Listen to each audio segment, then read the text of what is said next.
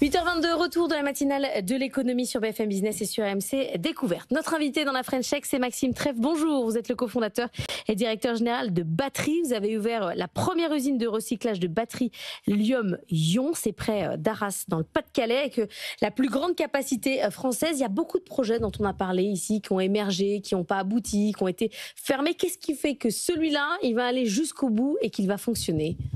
Bonjour, merci beaucoup de me recevoir sur ce plateau. On s'était vu il y a 1 an et demi, on avait annoncé notre levée de fonds.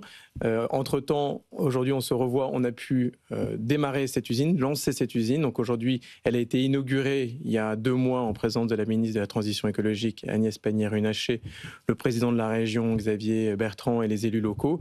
Donc cette usine, elle a été inaugurée. Maintenant, elle est en démarrage et donc c'est un projet qui est abouti et qui maintenant doit péricliter et qui doit se développer. Mais je repose la question, qu'est-ce qui fait que celui-là, il va marcher ? On en a vu des beaucoup projets...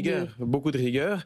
La plupart des projets qui n'ont pas forcément abouti ont eu plusieurs défis qu'ils n'ont pas forcément réussi à relever tout au cours de leur lancement, que ce soit sur des levées de fonds, ce soit sur les agréments à obtenir, ce soit sur les autorisations d'exploitation, sur de trouver un site industriel, de trouver les équipements, les installer, les démarrer.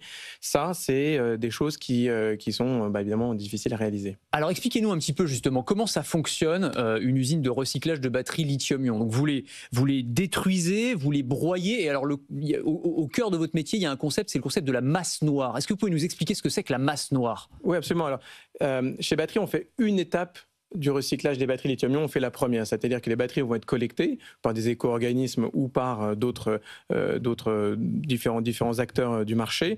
On va les rassembler chez nous, on va les décharger, on va les démonter, on va les broyer, et au moment du broyage, nous on va faire une séparation mécanique, donc on va s'occuper de la première étape de recyclage, ce qu'on appelle le pré-traitement, où on va séparer mécaniquement les différents métaux que compose la batterie de manière mécanique, sans chimie.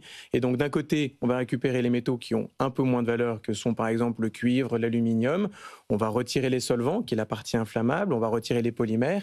Et on va garder de l'autre côté ces fameux métaux stratégiques que sont le nickel, le cobalt, le lithium, le graphite, et qui, ensemble, vont créer une poudre d'oxyde, des oxydes de métaux, qu'on appelle plus communément poudre noire, black mass, et qui sera envoyée à des raffineurs et qui, eux, par des procédés chimiques en général, vont aller récupérer les caractéristiques qui sont propres à chacun de ces métaux pour pouvoir les réinjecter, idéalement dans des prochaines batteries. Et du coup, c'est quand même des sites à risque, parce qu'on entend parfois, il y a des centres de traitement de recyclage où il y a des départs de feu, notamment à cause de batteries. Vous, c'est complètement votre sujet. Vous êtes site Céveso. C'est complètement notre sujet. On est Céveso seuil haut, donc c'est fait partie des difficultés également des agréments à obtenir.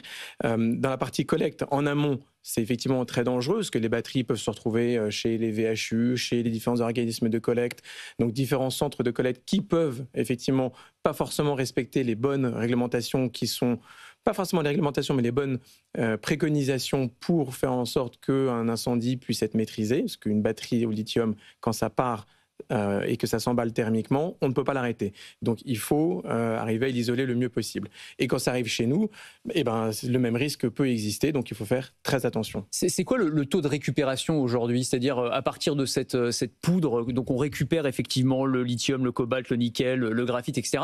Mais est-ce qu'à partir d'une batterie usagée, on peut recréer une batterie entière ou on peut complètement. La nouvelle réglementation qui est entrée en vigueur le 18 août et qui date de 2023 en parle. Comment est-ce qu'on peut réinjecter des métaux recyclés dans des nouvelles batteries, quels sont les quotas de métaux à récupérer dans les batteries qui arrivent en fin de vie, et même encore avant ça, les batteries qui arrivent en fin de vie, est-ce qu'elles peuvent être utilisées pour de la seconde vie et les réutiliser directement. Mais c'est à une échelle 1 pour 1 ? Une batterie donne une batterie ? Non, c'est jamais 1 pour 1, parce que dans la séparation, donc nous on s'occupe sur le pré-traitement, 95% des métaux de la batterie, donc que ce soit le casing, les câbles, les métaux dans les batteries, on va en récupérer 95%. Les 5% qui manquent, ce sont des métaux qui sont mélangés avec les autres. Donc ça crée des sortes de mélanges. C'est pas mal, 95% déjà. 95%, c'est énorme. Et puis après, sur cette black mass, là-dedans, on va aller récupérer certains métaux. Il y a d'autres, on ne sait pas encore avoir des bons taux d'extraction, c'est plus ou moins important. Par exemple, le manganèse a moins de valeur sur le marché, on va moins aller chercher à récupérer le manganèse.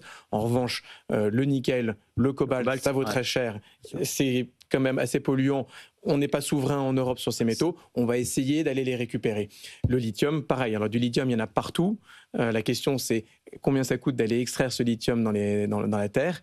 Et donc, ça peut peut-être être rentable d'aller chercher le lithium qui est déjà extrait. C'est pour ça qu'il y a des nouveaux projets, notamment en France. Vous parliez des éco-organismes. Il y a quelque chose qui a changé en août 2025. C'est la nouvelle directive européenne sur la responsabilité élargie du producteur. Ce sont les fameuses REP. Là, on oblige ceux qui mettent sur le marché à récupérer leurs produits ou à payer une cotisation à un éco-organisme. Là, clairement, c'est la loi qui crée le marché. Pour vous, ça change tout, en fait.